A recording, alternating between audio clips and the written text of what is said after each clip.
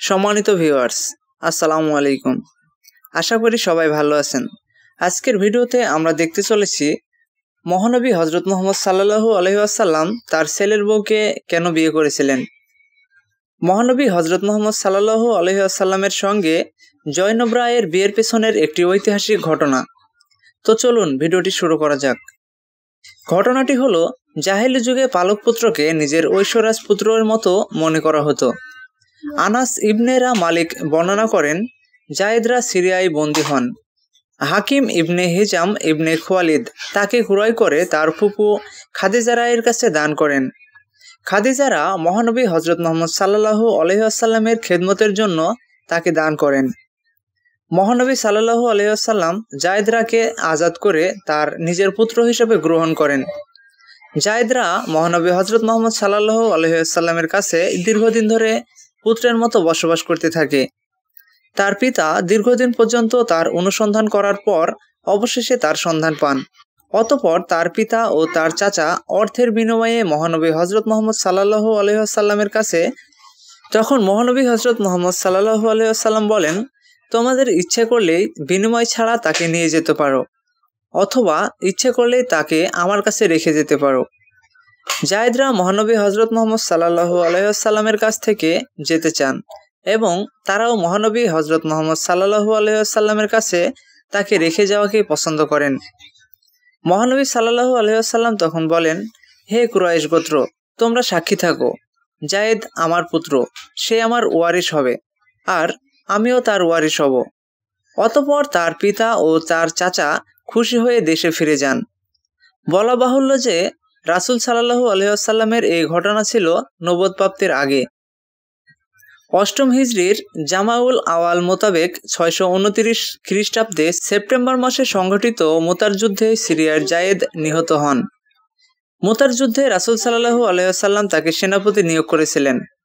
রাসূল সাল্লাল্লাহু আলাইহি ওয়াসাল্লাম বলেছিলেন, মুতার যুদ্ধে সেনাপতির দায়িত্ব পালন করবে আমার ছেলে জায়েদ। সে শহীদ হলে জাফর, সে শহীদ হলে আবদুল্লাহ ইবনে রাওয়ান। এ যুদ্ধে 3 জন শহীদ হন। তাদের শহীদ হওয়ার সংবাদ রাসূল সাল্লাল্লাহু আলাইহি ওয়াসাল্লামের কাছে এসে পৌঁছালে তিনি কান্দন করেন এবং শোক প্রকাশ করেন। জায়েদ বিন হারস যৌবনে পদার্পণ করলে রাসূল সাল্লাল্লাহু আলাইহি ওয়াসাল্লাম স্বয়ং তার ফুফাতো বোন জয়নব বিনতে জাহাশকে তার সাথে বিয়ে দেওয়ার জন্য প্রস্তাব পাঠান।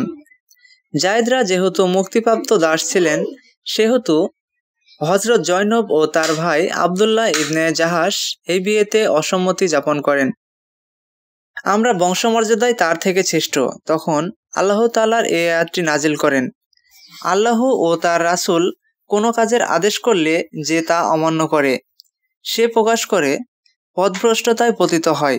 অতঃপর 4র্থ হিজরিতে এই বিয়ে অনুষ্ঠিত হয়। এই বিয়েতে মোহরানা ধার্য করা হয় 10 দিনার, যা প্রায় 4 ভরি স্বর্ণ পরিমাণ ও 60 দিরহাম বা 18 তোলা রূপা পরিমাণ। তাছাড়া দেওয়া হয়েছিল একটি ভারীবাহী যন্ত্র, কিছু গৃহস্থলীর আসবাবপত্র, আনুমানিক 25 সের আটা, 5 সের খেজুর, আরও অনেক কিছু। মহানবী সাল্লাল্লাহু আলাইহি ওয়াসাল্লামের নিজের পক্ষ থেকে এগুলো দান করেছিলেন। মহানবী হযরত মুহাম্মদ সাল্লাল্লাহু আলাইহি ওয়াসাল্লামের নির্দেশ মোতাবেক জায়েদ বিন হারসের সঙ্গে জয়নব রায়ের বিয়ে সম্পন্ন হয়, কিন্তু তাদের স্বভাব প্রকৃতির মিল হয়নি। জায়েদরা মহানবী সাল্লাল্লাহু আলাইহি ওয়াসাল্লামের কাছে জয়নব রায়ের সম্পর্কে ভাষাগত শ্রেষ্ঠত্ব, গোত্রগত মর্যাদা ও অনুগতের শৈথিল্য প্রদর্শনের অভিযোগ স্থাপন করেন। এরপর মহানবী হযরত মুহাম্মদ সাল্লাল্লাহু আলাইহি ওয়াসাল্লামকে একটি ওহীর মাধ্যমে জানানো হয়, জায়েদরা ও জয়নবকে তালাক দিবেন। অতঃপর আপনি তার পরিণয় সূত্রে আবদ্ধ হবেন।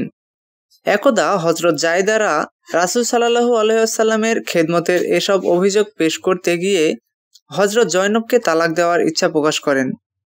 মহানবী সাল্লাল্লাহু আলাইহি ওয়াসাল্লাম যদিও ওহীর মাধ্যমে অবগত হয়েছিলেন, তারপরও 2টি কারণে তিনি তালাক দিতে নিষেধ করেন। একটি হলো, তালাক দেওয়া যদিও শরীয়ত মোতাবেক জায়েজ, কিন্তু তা অপছন্দনীয় কাজ। অপরটি হলো, মহানবী সাল্লাল্লাহু আলাইহি ওয়াসাল্লামের অন্তরে এরূপ ধারণা সৃষ্টি হয় যে জায়েদ তালাক দেওয়ার পর যদি তিনি জয়নবের প্রাণী গ্রহণ করেন, তবে আরববাসী বর্বরত যুগের প্রচলিত নিয়ম অনুযায়ী এই অপবাদ রটাবে যে রাসূল সাল্লাল্লাহু আলাইহি ওয়াসাল্লাম তার পুত্রবধূকে বিয়ে করেছেন। এরপর মহানবী হযরত মুহাম্মদ সাল্লাল্লাহু আলাইহি ওয়াসাল্লাম ৫ম হিজরিতে মদিনায় জয়নবকে বিয়ে করেন। তখন রাসূল সাল্লাল্লাহু আলাইহি ওয়াসাল্লামের বয়স ছিল ৫৮ বছর আর জয়নব রায়ের বয়স ছিল ৩৫ বছর। এ বিয়ে হয়েছিল সরাসরি আল্লাহ তাআলার নির্দেশে।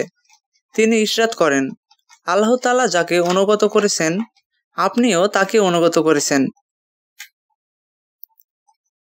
তাকে যখন আপনি বলেছিলেন তোমার স্ত্রীকে তোমার কাছেই থাকতে দাও এবং আল্লাহকে ভয় করো, তখন আপনি আপনার অন্তরে এমন এক বিষয় গোপন রেখেছিলেন যা আল্লাহ তাআলা প্রকাশ করে দিয়েছেন। আপনি লোকনিন্দার ভয় করেছিলেন, অথচ আল্লাহকেই অধিক ভয় করা উচিত। অতঃপর জায়েদ খান জয়নবের সঙ্গে সম্পর্ক ছিন্ন করল। তখন আমি তাকে আপনার সঙ্গে বিবাহ বন্ধনে আবদ্ধ করলাম। তাতে পোষ্যপুত্র তাদের স্ত্রীর সঙ্গে সম্পর্ক ছিন্ন করলে যেসব স্ত্রীকে বিয়ে করার ব্যাপারে মুমিনরা অন্তর থেকে কোনো দ্বিধাবান্ধা না করে। জয়নব রায়কে মহানবী সাল্লাল্লাহু আলাইহি ওয়াসাল্লাম বিয়ে করলে তারা প্রচার করতে থাকে যে রাসূল সাল্লাল্লাহু আলাইহি ওয়াসাল্লাম তার পুত্রবধূকে বিবাহ করেছেন। তখন আল্লাহ তাআলা এই আয়াত নাজিল করেন, মুহাম্মদ তোমাদের কোনো ব্যক্তির পিতা নন, বরং তিনি আল্লাহর রাসূল এবং শেষ নবী। আল্লাহ সব বিষয়ে জ্ঞাত। সম্মানিত ভিউয়ার্স, এই বিয়ে হয়েছিল আল্লাহ তাআলার নির্দেশে। হযরত জয়নবরা অন্যান্য স্ত্রীদের ওপর গর্ব করে বলতেন, তোমাদের বিয়ে সম্পন্ন করেছেন তোমাদের পিতামাতারা, আর আমার বিয়ে সম্পন্ন করেছেন স্বয়ং আল্লাহ তাআলা। পালক পুত্রের স্ত্রীকে বিয়ে করা যাবে না। জাহেলি যুগের এই কুসংস্কারকে এই বিয়ের মাধ্যমে রহিত করা হয়েছে।